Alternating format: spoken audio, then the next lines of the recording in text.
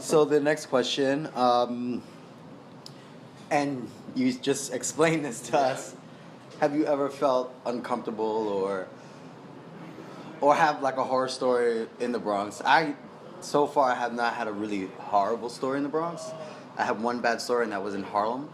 I got a bottle thrown at me, but it was like another situation. I think the dance teacher I was with, he kind of checked like one of the little girls, which at the time I was kind of upset, but now as an adult I'm like, well, you're the adult, that's the kid. We should check them. Like, you know, he didn't do it disrespectfully, but then she went out and got like a bunch of guys. They all came, and I think that they saw that we were like two young gay guys, two older gay guys, and they kind of like took advantage. Well, it was a lot of them too. Yeah.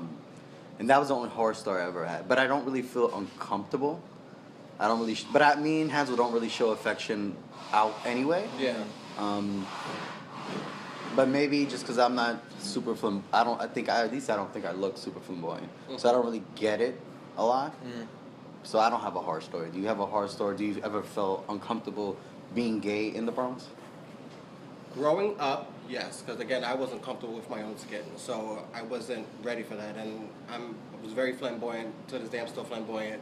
I can never hide it. I can't hide my gay. Right. Like a lot of people can. It is what it is. So, right. I tell Hansel all the time he has gay face. Yeah, like, that's what I can tell. You just have gay face. I can tell. It is what it is. It's pretty though. So, but just like I was saying earlier today, me walking here for this, I'm walking down the street. I'm dressed how I'm dressed. I'm feeling cute or whatever the case is. Someone obviously was bothered with me being comfortable in my own skin and felt the need to call me a faggot. How I responded, I mean, I could have been angry and get into something with the guy, but how I responded was, yeah, don't you fucking forget it.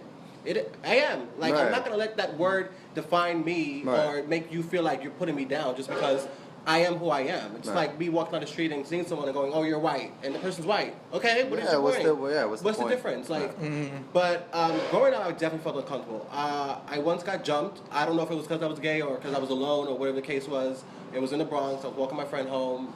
Came back, I got jumped by 3 guys, and I felt like they wanted to rob me, but I didn't really have anything, so they really couldn't take anything. But I have stories. I ride the train, I get looks. On my way to work, just like a few months ago, some lady was spewing church and felt the need to single me out and tell me that I need this pamphlet and why I need Jesus in my life, and going back and forth with her, I'm like, I have Jesus. Just because I'm not what you presume, the person who has Jesus in the heart to be, doesn't mean that I don't accept him. Or whatever the case. So I have stories like that, but again, I don't let that try to deter me from me being me now. In the past, yeah, I did. But do you think it was particularly because it was in the Bronx, or you don't know, or?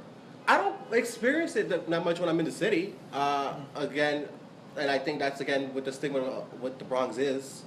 I don't know if it is because we're in this era where if you're not, so it's sad to say that if you're not the particular what a man should look like or what a man should be, then you're less than. And that's why people, and I think in the Bronx, we're not as progressive in that type of aspect, where in the city you can be.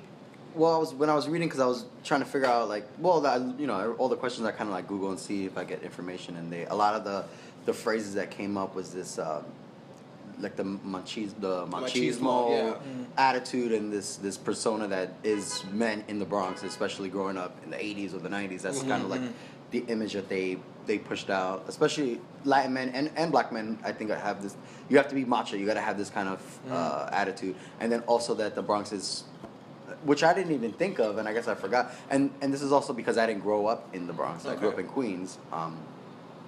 That the Bronx is a very religious borough, and I didn't realize that. And I was like, oh, to think about it, it is. Like when you see movies or you see like the Get Down or kind of shows like that, that was part of its identity, and it's still, like you said, like the lady was from, she felt like she needed to save you. Yes. And I forgot that borough, that's kind of like a theme of the borough.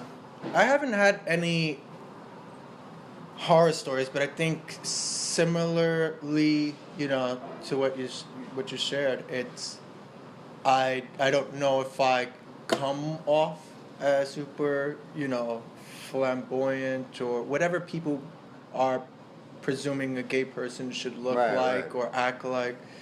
And my partner and I, we're affectionate, but I don't think we're like super Over there. affectionate or overtly affectionate.